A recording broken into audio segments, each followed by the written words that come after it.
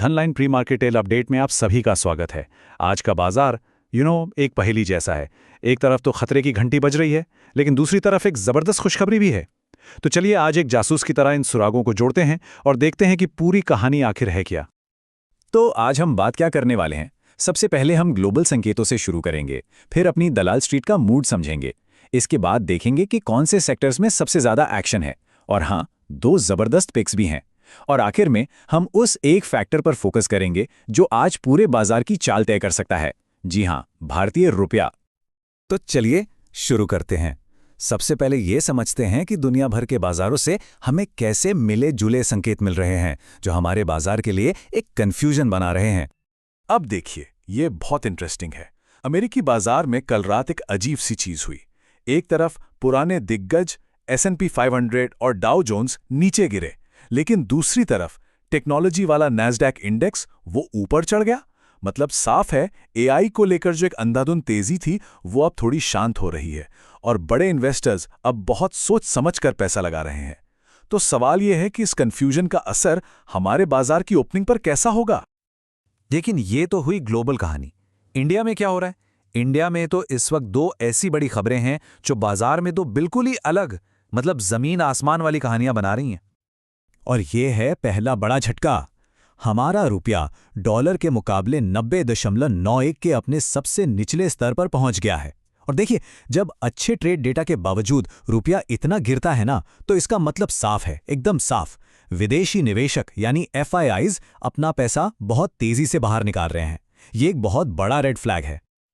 और अब देखें कहानी का दूसरा पहलू, जो आपको हैरान कर देगा। भारत के बैंकिंग सेक्टर में अब तक का सबसे बड़ा विदेशी निवेश आया है, 26,853 करोड़ रुपए का। तो पहेली यही है, एक तरफ शॉर्ट टर्म विदेशी पैसा डरकर भाग रहा है, और दूसरी तरफ लॉन्ग टर्म वाला स्मार्ट मनी वो भारत के भविष्य पर इतना बड़ा दांव क्यों लगा रहा है।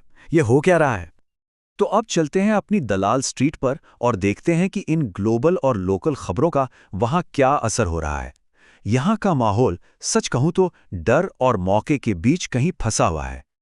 तो जैसा कि आप देख सकते हैं, मूड कुछ खास अच्छा नहीं है।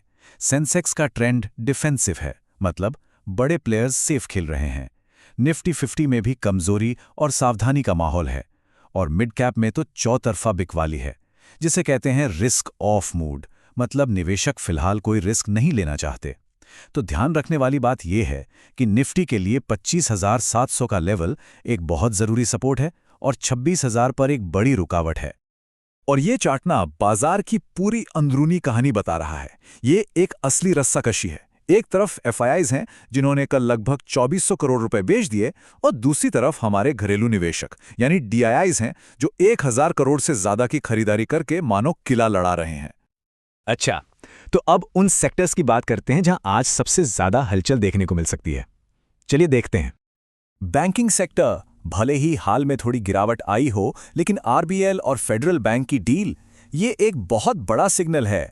ये बता रहा है कि यहां मर्जर और एक्विजिशन का एक सुपर साइकिल शुरू हो गया है। ये एक स्ट्रक्चरल बदलाव है जो लंबे समय में जबरदस्त मौके पैदा करेगा। भारतीय IT सेक्टर पर बड़ी टेक कंपनियों में हो रही छंटने का दबाव तो है, लेकिन नैस्डैक की तेजी एक उम्मीद जरूर जगाती है। आज माइक्रॉन के नतीजों पर नजर जरूर रखनी है, क्योंकि इससे हमें ग्लोबल चिप डिमांड का एक आइडिया मिलेगा, और उसका सीधा असर हमारी IT कंपनियों पर पड़ता है। यहां एक दिलचस्प कहानी बन रही है। एक तरफ ओला इलेक्ट्रिक की परेशानियां हैं जो निवेशकों का भरोसा थोड़ा कम कर रही हैं, लेकिन दूसरी तरफ चुपचाप मारुति और M&M जैसे बड़े खिलाड़ी धीरे धीरे रिकवर कर रहे हैं। ऑटो सेक्टर में एक शांत वापसी हो रही है, इसे इग्नोर मत कीजिएगा। तो सेक्टर्स की बात हो गई, अब जरा दो खास स्टॉक्स पर फोकस करते हैं जिन्हें एनालिस्ट ने आज के लिए चुना है। तो हमारी पहली पिक है SBI लाइफ। ये मोतीलाल ओसवाल की टॉप पिक है, और वजह भी साफ है। इसकी ग्रोथ बहुत मजबूत है, और ये भारत के फाइनेंशियल सिस्टम में बढ़ते भरोसे पर दांव लगाने का एक बेहतरीन तरीका है। सीधी सी बात है, जब बैंकिंग में इतनी बड़ी डील्स होती हैं तो SBI लाइफ जैसी क्वालिटी कंपनीज को इसका फायदा मिलना ही है। अब हमारी दूसरी पिक पर आते हैं, लेकिन उसका नाम बताने से पहले जरा ये नंबर देखिए, 60.73%। सोचिए, ये है इस कंपनी का ऑपरेटिंग प्रॉफिट मार्जिन। मतलब कमाल है। और ये कंपनी है नेस्को लिमिटेड। अब देखिए, ये सिर्फ एक रियल एस्टेट कंपनी नहीं है, ये एक ऐसा बिजनेस है जिसके पास एग्जीबिशन सेंटर और आईटी पार्क्स हैं। कंपनी पर 0 कर्ज है और मार्जिन 60% से ज़्यादा का है। रियल एस्टेट सेक्टर की हालिया कमजोरी की वजह से इसका वैल्यूएशन अभी काफ़ी आकर्षक लग रहा है। अब आते हैं आज के सबसे बड़े सवाल पर, वो एक फैक्टर जो आज सब कुछ तय करेगा, और वो है हमारा रुपया। तो आज के लिए 2 रास्ते बिल्कुल साफ हैं। सिनेरियो 1, अगर आरबीआई बीच में आता है और रुपया संभल जाता है तो हम आईटी और फार्मा स्टॉक्स में एक तेज शॉर्ट कवरिंग रैली देख सकते हैं और निफ्टी 26,000 के लेवल को छूने की कोशिश करेगा। लेकिन सिनेरियो 2, अगर रुपया 91 के नीचे फिसल गया तो फिर बाजार में एक तेज गिरावट आ सकती है और निफ्टी 25,700 के अपने मजबूत सपोर्ट को टेस्ट करेगा। तो इन सब बातों का मतलब क्या है? आज क्या करना चाहिए? शायद इस एक लाइन में पूरी स्ट्रैटेजी छुपी है। भारतीय बाजारों में खरीदारी का अगला बड़ा मौका तब आएगा जब एफआईआईएस की बिकवाली आखिरकार खत्म हो जाएगी।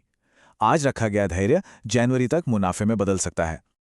याद रखिए, ये सारी जानकारी केवल सूचना के उद्देश्य से है। बाजार में निवेश बाजार के जोखिमों के अधीन होता है।